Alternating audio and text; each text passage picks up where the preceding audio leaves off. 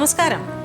Bhima jewels മനസ്സിലൊരു മഴവില്ലിൽ ഇന്ന് എൻ്റെ അതിഥി നമുക്കൊക്കെ വളരെ പ്രിയപ്പെട്ട ഒരു സംഗീത സംവിധായകൻ്റെ, ഗാനരചയിതാവിൻ്റെ, ഗായകൻ്റെയൊക്കെ പുത്രനാണ്. അതെ, കൈതപ്രം ദാമോദരൻ നമ്പൂതിരി സാറിൻ്റെ മകനും സംഗീത സംവിധായകനും ഗായകനുമൊക്കെയായ ദീപാങ്കുരനും ഭാര്യ ദേവി ശരണ്യം. നമസ്തേ ദീപാങ്കുരൻ. ഇതുവരെ പരിചയപ്പെടാൻ അവസരം കിട്ടിയിട്ടില്ല. ഞാൻ ദൂരത്ത് കണ്ടിട്ടുണ്ട് പല പ്രാവശ്യം, പക്ഷേ അടുത്ത് ഇടപെടാൻ അച്ഛനുമായിട്ട് നല്ല സൗഹൃദം ഉണ്ടായിരുന്നു. അച്ഛനെ കാണാറില്ല. ഇന്ന് വരുമ്പോൾ ഞാൻ അച്ഛനെ കണ്ടപ്പോൾ അച്ഛൻ എന്നോട് പറഞ്ഞിരുന്നു പറയണം, അന്വേഷണം പറയണം.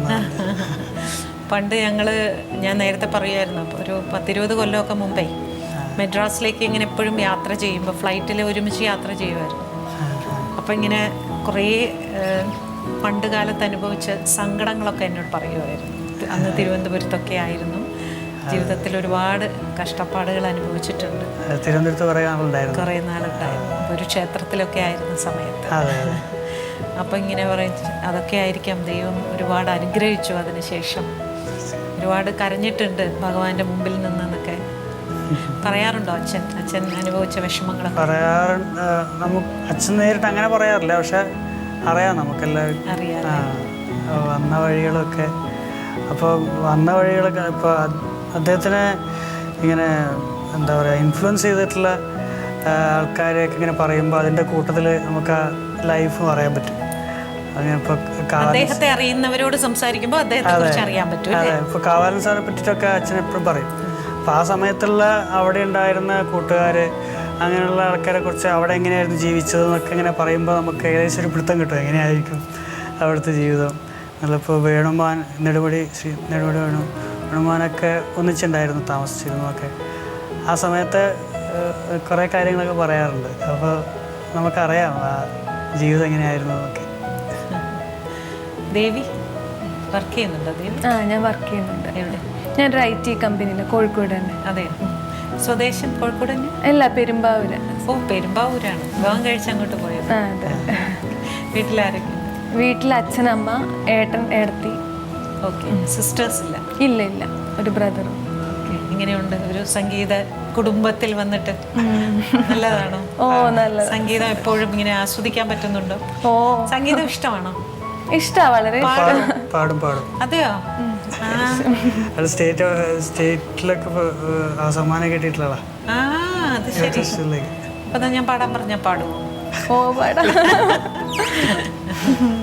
ഒരു പാട്ട് പാടും. എന്നു വരും നീ, എന്നു വരും നീ എൻ്റെ കിനാപന്തലിൽ,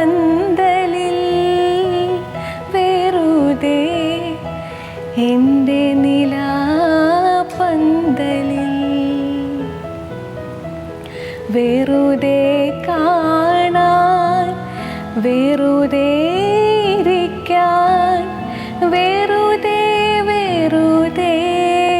ചിരിക്കാൻ, തമ്മിൽ വെറുതെ മിണ്ടാൻ. എന്നു വരും നീ, എന്നു വരും നീ എൻ്റെ നിലാപന്തലിൽ,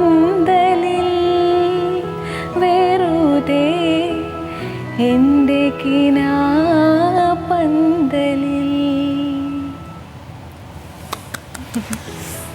താങ്ക് യു സോ മച്ച്. കാര്യം എനിക്ക് ഏറ്റവും ഇഷ്ടമുള്ളൊരു പാട്ടാട്ടോ. നല്ല ലിറിക്സ് അല്ലേ എൻ്റെ? നല്ല പാട്ടാ. അത് തന്നെ പാടിയത് എനിക്കറിയാം. അതെ, ബ്യൂട്ടിഫുൾ സോങ് ആണ്. ഒരുപാട് ഇങ്ങനെ ഫീൽ ചെയ്യുന്ന ഒരു സോങ് അല്ലേ? അത് തന്നെ പാടിയത്. Thank you so much. അത് ഈ പാട്ട് എവിടെ കേട്ടാലും ഞാൻ ഒരു നിമിഷം ഇങ്ങനെ നിൽക്കും. നല്ല പാട്ട്. പിന്നെ എന്തൊക്കെയുണ്ട് വേറെ ലൈഫിൽ ഹോബീസ് എന്നൊക്കെ പറയാം?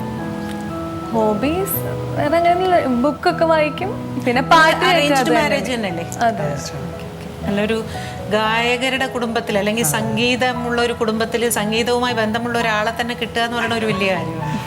അതല്ലേ? അത് മനസ്സിലാക്കാനും കൂടി സാധിക്കണം. എന്നാലേ ആ കുടുംബത്തിൽ കുറച്ചുകൂടി സന്തോഷം ഉണ്ടാവുള്ളൂ. അതുകൊണ്ടാണ് ഞാൻ ചോദിച്ചത് ഇഷ്ടപ്പെട്ടതാണോ അറേഞ്ച്ഡ് ആണോ?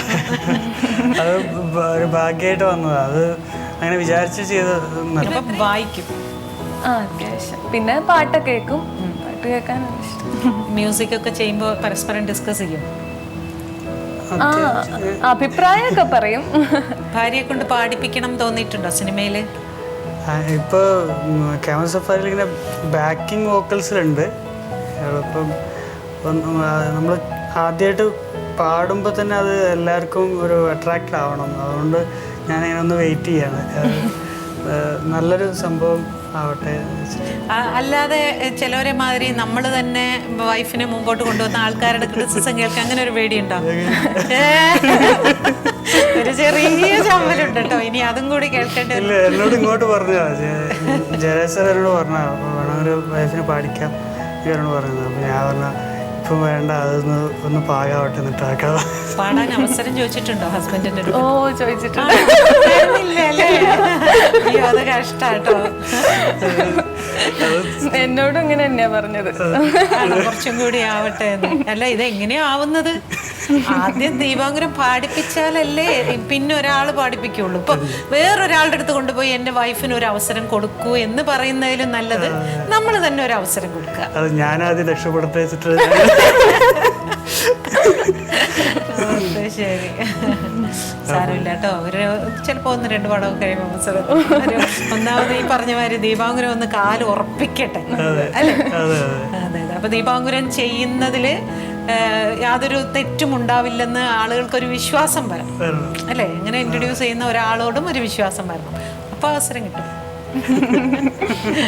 അപ്പോൾ വീട്ടിൽ നിന്ന് മറ്റൊരു ഗായികയെ കൂടെ നമ്മൾ പ്രതീക്ഷിക്കുന്നു വളരെ പെട്ടെന്ന് തന്നെ. എൻ്റെ മുത്തശ്ശൻ മുതൽ എല്ലാവരും മ്യൂസീഷ്യൻസാണ്. മുത്തശ്ശൻ ഭാഗവതരായിരുന്നു, ചെമ്പേടി ശിഷ്യനായിരുന്നു. അദ്ദേഹം വയലിനും വായിക്കും. അത് കഴിഞ്ഞിട്ടുള്ള തലമുറ അച്ഛൻ, ചെറിയച്ഛൻ. ഇപ്പോഴത്തെ തലമുറയിൽ ഞാൻ, എൻ്റെ അനിയൻ പാടും, എൻ്റെ മറ്റ് സഹോദരങ്ങൾ, അച്ഛൻ്റെ സഹോദരങ്ങളുടെ മക്കൾ, അങ്ങനെ കുറേ മ്യൂസീഷ്യൻസ് ഉണ്ട് നമ്മുടെ കുടുംബത്തിലെല്ലാവരും സംഗീത പാരമ്പര്യമുള്ളവരാ, അല്ലേ? ശരി. നാച്ചുറലി അപ്പോൾ വരുന്നവരും അതിലേക്ക് തന്നെയായിരിക്കും. MBA ചെയ്യാൻ പോവുക എന്ന് പറയുമ്പോൾ MBA ചെയ്യുമ്പോൾ എന്തായിരുന്നു ശരിക്കും ഈ സംഗീത ലോകത്തേക്ക് വരിക എന്ന് തന്നെ ആയിരുന്നു ഉദ്ദേശം? അതോ നമുക്കൊരു ഡിഗ്രി വേണം എന്ത് സിനിമ ചെയ്യുകയാണെങ്കിലും അതായിരുന്നു? അത് അങ്ങനെ എൻ്റെ കുടുംബത്തിൽ അങ്ങനെ ഒരു ആഗ്രഹം ഉണ്ടായിരുന്നു, ഒരു പ്രൊഫഷണൽ ഡിഗ്രി എടുക്കും. അതെ. അതിന് പുറമെ ഞാൻ വളരെ റിസർവ്ഡ് ആയിരുന്നു. ഞാൻ വളരെ റിസർവ്ഡ് ആയിട്ടുള്ള, വലിയ മാറ്റമൊന്നും വന്നിട്ടില്ല. പക്ഷെ ഞാൻ ഇത്ര പോലും സംസാരിക്കില്ല അന്ന്. ഒരാൾ കണ്ടു കഴിഞ്ഞാൽ ലേശം പേടിയായിട്ട് നിൽക്കും. അങ്ങനെയുള്ളൊരു ക്യാരക്ടറായിരുന്നു എൻ്റെ. അപ്പം അതിന് MBA നല്ലതാണ് എന്ന് പലരും അഭിപ്രായപ്പെട്ടു. അപ്പം എനിക്കിഷ്ടപ്പെട്ട ഒരു വിഷയമാണ്. എനിക്ക് അക്കൗണ്ട്സും കൊമേഴ്സും ഒക്കെ പറയുന്നത് ഇഷ്ടമായിരുന്നു. അപ്പോൾ പിന്നെ എന്നാൽ പിന്നെ MBA പഠിക്കാൻ മിടുക്കനായിരുന്നു. അത്ര മിടുക്കണമെന്നല്ല, ഒരു കുഴപ്പമില്ല, ഇപ്പോൾ ആവറേജ് എന്നുള്ള രീതിയിൽ. അപ്പോൾ അങ്ങനെ ഞാൻ കയറിയതാണ്. അത് കഴിഞ്ഞപ്പോൾ എനിക്ക് അതിനോട് കൂടുതൽ ഇഷ്ടമായി. ഇപ്പോൾ എനിക്ക് മാർക്കറ്റിംഗ് രീതിയിലേക്ക് എനിക്കിഷ്ടമായിരുന്നു, അഡ്വർടൈസിങ് ആ ഒരു മേഖലയിൽ എനിക്കിഷ്ടമായിരുന്നു. അങ്ങനെ ഞാൻ അതിലേക്ക് കയറാൻ പോകുമ്പോഴാണ് അച്ഛൻ എങ്ങനെ ഒരു പടം ചെയ്യുന്നുണ്ട്, അപ്പോൾ നീ മ്യൂസിക് ചെയ്യുന്നതെന്നൊക്കെ ചോദിച്ചിട്ടുണ്ട്. അപ്പം വേണമെങ്കിൽ മതി, ഇല്ലെങ്കിൽ ഞാൻ വേറെ വിളിക്കാന്നുള്ള പറഞ്ഞു. അച്ഛൻ സംസാരിച്ചു, വേണ്ട നിൽക്കട്ടെ ഞാൻ വരാതെ പറഞ്ഞു. ഞാൻ നേരെ അവിടെ നിന്ന് ഇറങ്ങിയതാണ്. അല്ല, അപ്പോൾ സംഗീതം പഠിക്കുന്നുണ്ടായിരുന്നോ? അപ്പോൾ ഞാൻ ശരിക്കും ഞാൻ മുമ്പേ പഠിക്കുന്നുണ്ട്, ചെറുപ്പത്തിലേ പഠിക്കുന്നുണ്ട്. പക്ഷേ കാര്യമായിട്ടൊരു ഡിഗ്രി സമയത്താണ് ഞാൻ ഒരു ഫുൾ ടൈം ഇങ്ങനെ അവിടെ നമ്മുടെ അച്ഛൻ്റെ ഒരു ഇൻസ്റ്റിറ്റ്യൂഷൻ ഉണ്ട് അവിടെ, കലാകേന്ദ്രം എന്ന് പറഞ്ഞിട്ട്, സ്വാതിനാർ കലാകേന്ദ്രം ഒരു ട്രസ്റ്റാണ്. അപ്പോൾ അവിടെ നമ്മുടെ വീടിൻ്റെ തൊട്ടടുത്താണ്. അപ്പോൾ ഒരു ഗുരുകുലം പോലെ തന്നെ ഞാൻ അവിടെ അങ്ങനെ ഫുൾ ടൈം അങ്ങനെ ഇരുന്നിരുന്നു 2-3 കൊല്ലം. അങ്ങനെ ആദ്യം മുതലേ പഠിച്ചു. ഞാൻ മറ്റതൊക്കെ വിട്ടിട്ട് ആദ്യം മുതലേ ഇരുന്ന് പഠിച്ച് ഒരു കച്ചേരി വരെ എത്തുന്ന രീതിയിലൊക്കെ ആയി 3 കൊല്ലം കൊണ്ട്. അപ്പോൾ അത് കഴിഞ്ഞിട്ടാണ് ഞാൻ ഇതിന് പോകുന്നത്, ഡിഗ്രി ഒക്കെ കഴിഞ്ഞ്. അപ്പോഴെനിക്ക് ഈ ക്രിയേഷനോട് ഭയങ്കര ഇഷ്ടമുണ്ടായിരുന്നു. അതിൻ്റെ ഇടയിലൊക്കെ ആയിരുന്നു ഈ ഫോർ ദ പീപ്പിളും ആ സമയത്തായിരുന്നത്. അപ്പോഴെനിക്ക് ഇങ്ങനെ ക്രിയേറ്റീവ് വർക്ക്സിനോട് ഇഷ്ടമായിരുന്നു. അങ്ങനെ അവിടെ ഒരു സ്റ്റുഡിയോ, എനിക്കൊരു ചെറിയ സ്റ്റുഡിയോ ഉണ്ട് വീടിൻ്റെ മുകളിലായിട്ട്. അപ്പോൾ അങ്ങനെ സ്റ്റുഡിയോ തുടങ്ങി. ഞാൻ അവിടെ ഇരുന്ന് എൻ്റെ പഠനം തുടങ്ങി. സൗണ്ട് എഞ്ചിനീയറിങ് ഞാൻ സ്വന്തം ഇരുന്ന് പഠിച്ചതാണ്. അത് കഴിഞ്ഞ് ഞാൻ പിന്നെ അതിൻ്റെ മാസ്റ്റേഴ്സ് ചെയ്യാൻ UK പോയി. പാടാനാണോ എളുപ്പം അതോ മ്യൂസിക് കമ്പോസ് ചെയ്യാനാണോ? അങ്ങനെ എളുപ്പം എന്ന് പറയാൻ പറ്റില്ല, രണ്ട് രീതിയല്ലേ. പാടുന്നവർക്ക് കുറച്ചുകൂടെ ട്യൂൺ കയ്യിൽ കിട്ടുന്നത് കൊണ്ട് പാടാൻ ചിലപ്പോൾ എളുപ്പമായിരിക്കും. മ്യൂസിക് എന്ന് പറയുന്നത് നമ്മുടെ ക്രിയേഷൻ അല്ലേ അല്ലേ? അതെ, നമ്മുടെ ക്രിയേഷൻ. എനിക്ക് ഇഷ്ടം മ്യൂസിക് ഡയറക്ഷനാണ്.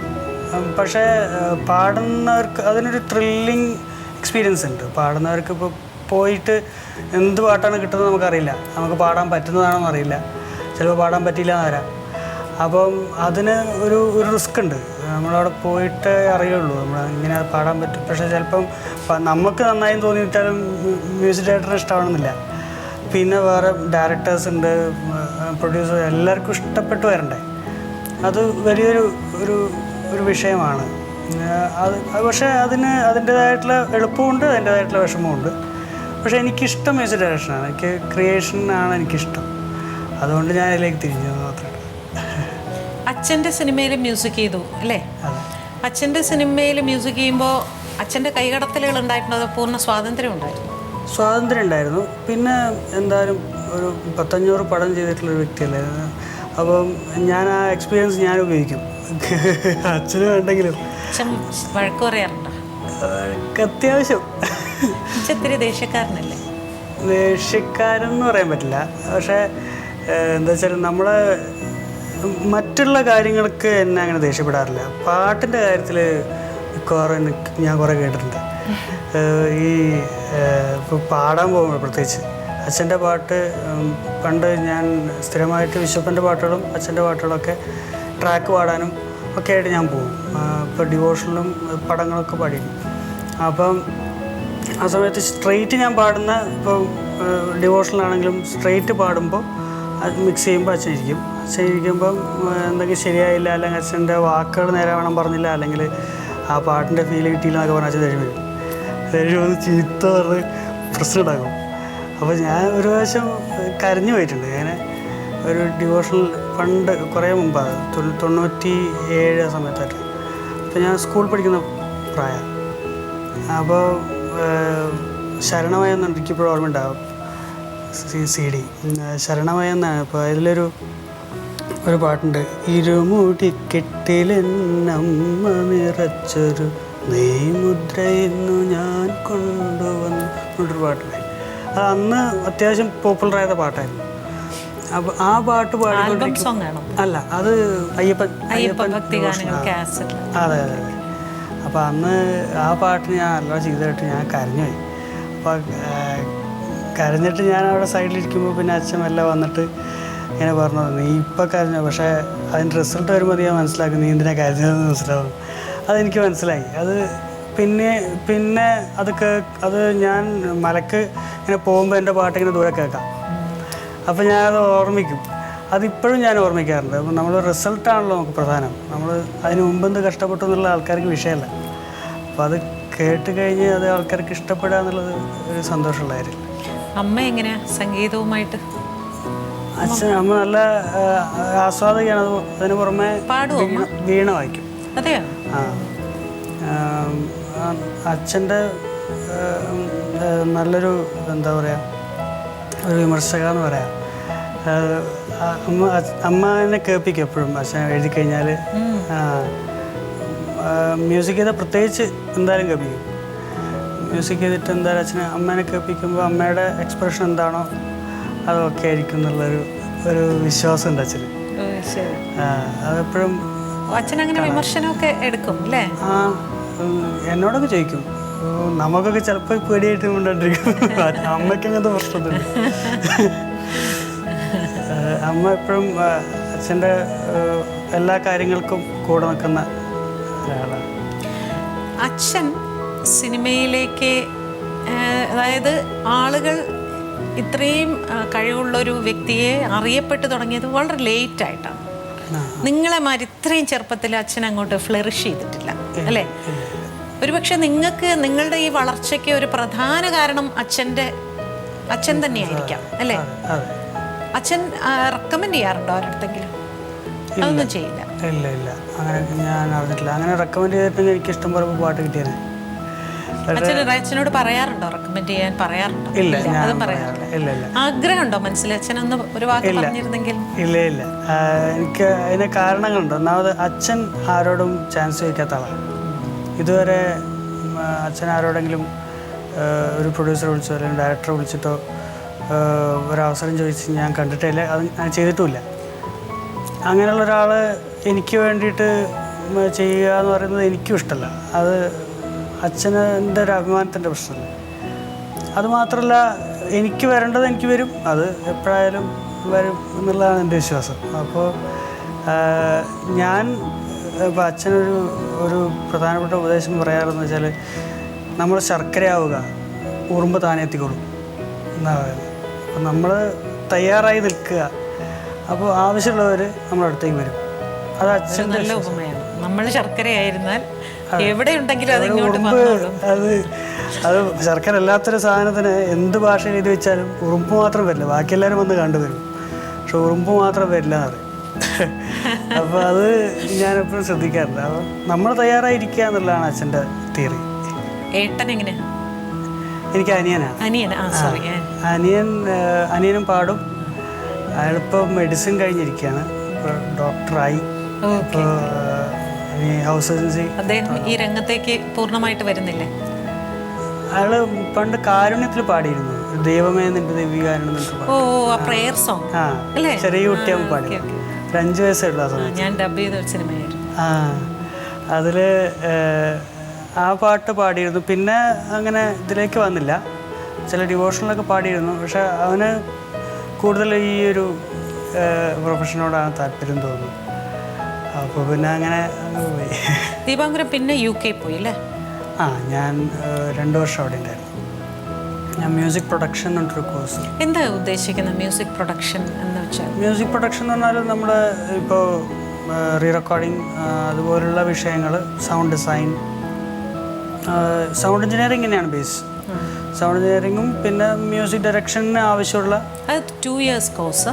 അത് 1 ഇയർ കോഴ്സായിരുന്നു.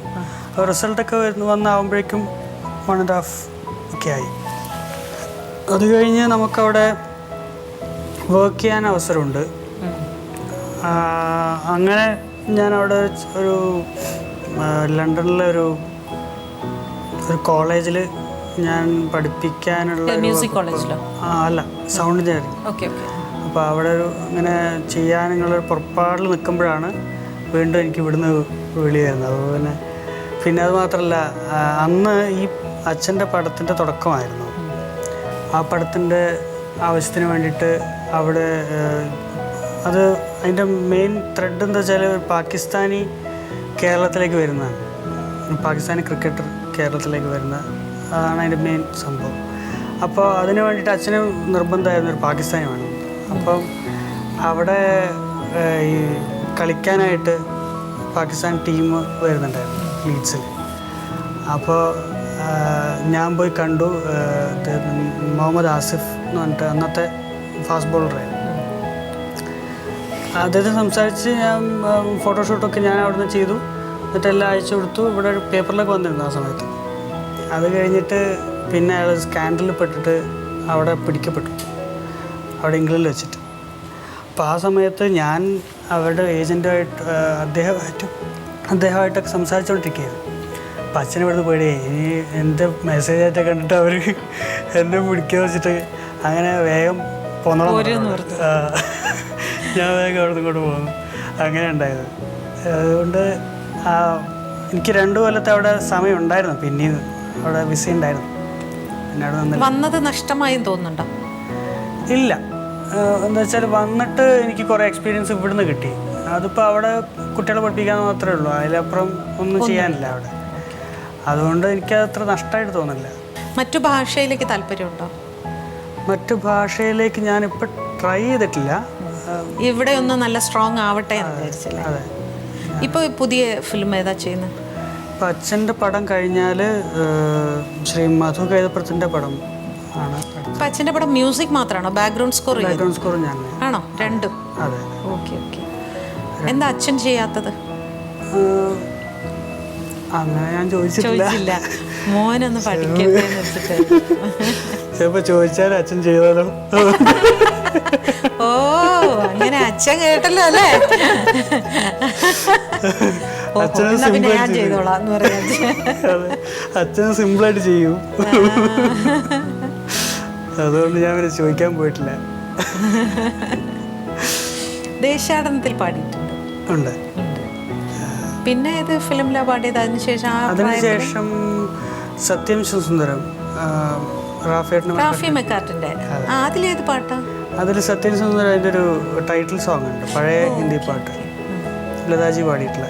അത് ഞാൻ വീണ്ടും അതേപോലെ തന്നെ റെക്കോർഡ് ചെയ്തു. വീണ്ടും അത് അത്യാവശ്യം പോപ്പുലറായിരുന്നു. കുറച്ച് പേര് എന്നെ തിരിച്ചറിയുന്ന ആ പാട്ടിലൂടെയാണ്. പിന്നെ എനിക്ക് കിട്ടിയൊരു ബ്രേക്ക് ഫോർ ദ പീപ്പിൾ ആയിരുന്നു. ലോക സമസ്ത എന്ന് പറഞ്ഞ പാട്ട്, ജാസേറിൻ്റെ ജയരാജ് സാറിൻ്റെ തന്നെ. അതായിരുന്നു പിന്നെ എനിക്കൊരു ഗുണമുണ്ടാക്കിയത്. പിന്നെ ഞാൻ ഇതിലേക്ക് വന്നു. ഞാൻ അച്ഛൻ്റെ കൂടെ നിന്ന് ചില പടങ്ങളിൽ കൂടെ അസിസ്റ്റ് ചെയ്തു. മ്യൂസിക് ഡയറക്ഷനിൽ അച്ഛൻ മ്യൂസിക് ചെയ്ത പാട്ടിൻ്റെ ബാക്ക്ഗ്രൗണ്ട് മ്യൂസിക് ഞാൻ ചെയ്തു. അങ്ങനെ ഒക്കെ അങ്ങനെ ആ ഒരു പഠനത്തിലേക്ക് കയറി ഞാൻ.